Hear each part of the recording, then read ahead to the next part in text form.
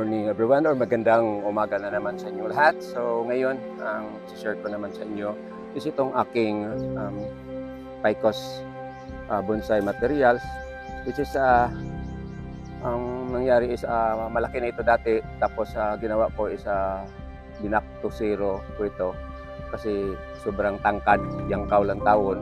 So this is one of my oldest Picos. Ipo-focus ko mamaya kung ano na siya katanda, then may butas ito sa gitna.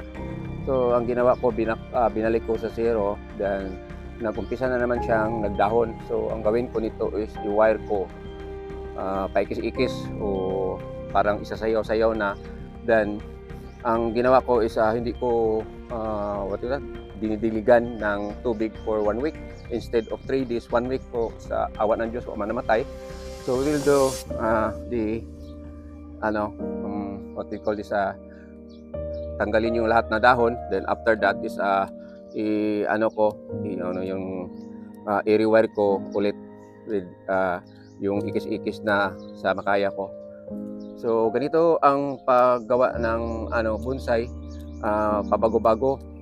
So yung una, kasi napanood ko rin sa mga kaibigan natin, mga master, isa hindi nag-proportion. Then try ko sana na i-move pa-exit pa ito, kaya lang hindi naman mabibend itong area nito kasi sobrang tanda. So ang ginawa ko, hinila ko na ng mga GI wire, then tapos binire ko itong mga maliit na sanga.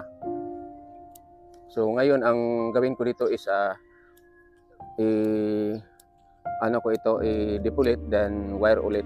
Then habang naghihintay ako sa aking parcel, which is the battery of my drone sa remote ko, na ngayon daw i-deliver. Supposed to be i-deliver kahapon, kaya lang wala kami dito sa bahay. Nag-attend kami ng isang program.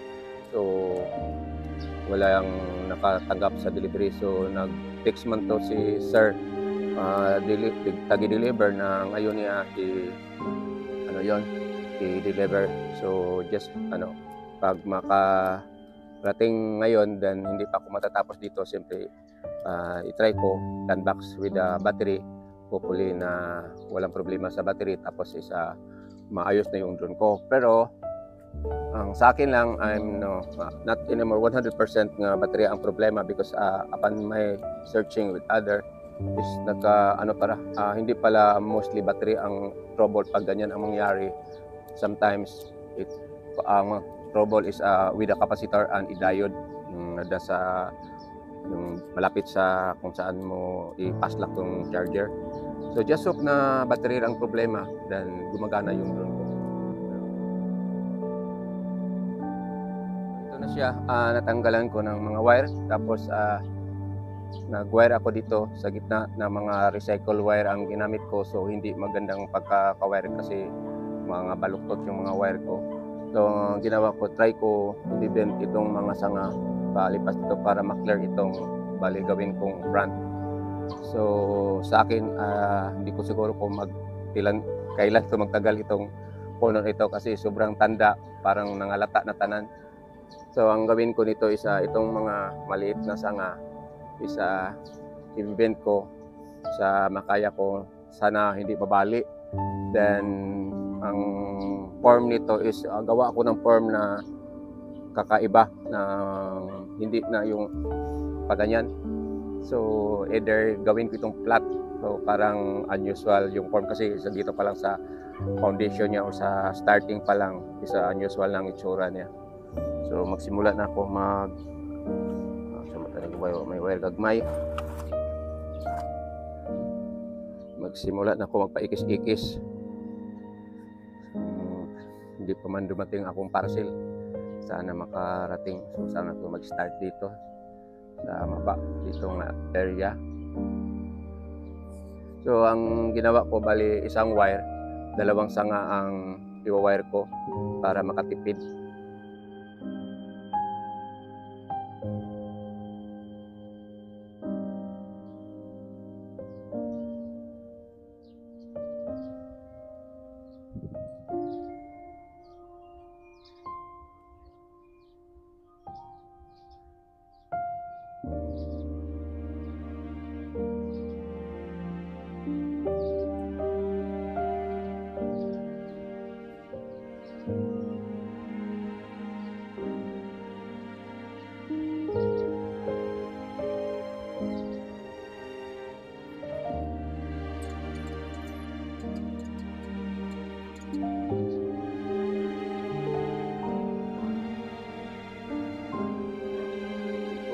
diligan ito ng 1 week. So sa hindi na ko ay hindi ko makakontrol yung kamay ko isa madisgrasya minsan. Try ko na sana in-apply yung tinuro ng kaibigan ko na master, yung iti-twist yung sanga. Pero dahil siguro sa murag linggo pa ba kayang pan ba, nabali gud siya.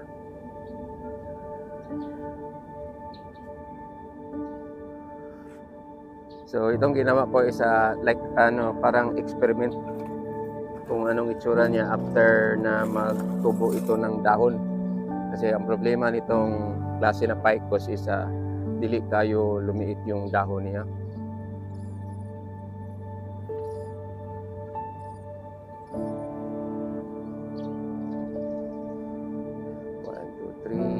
Bali, tatlo na lang ang i-wire ko, tapos hayaan naman lang ito kung ano mangyari.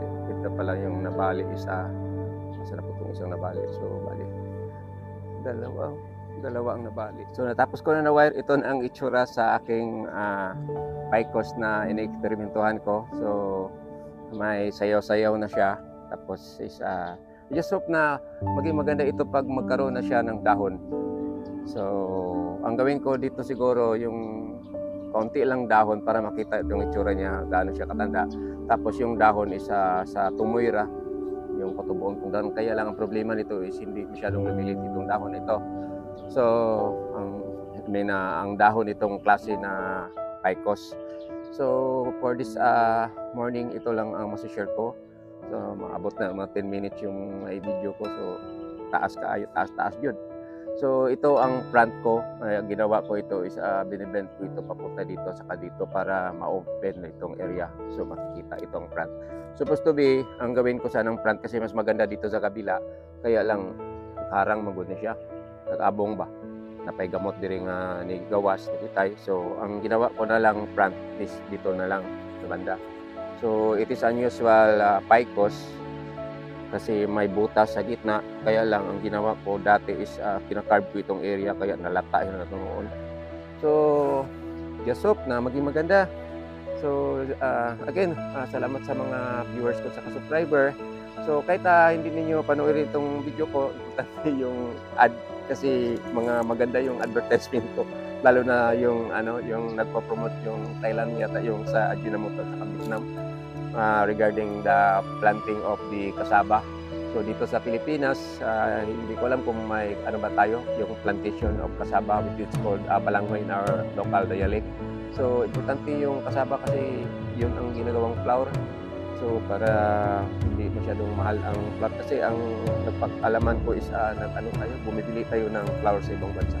So yun lang. So maraming salamat sa panonood. God bless you all. Have a nice morning. I love you. Bye-bye.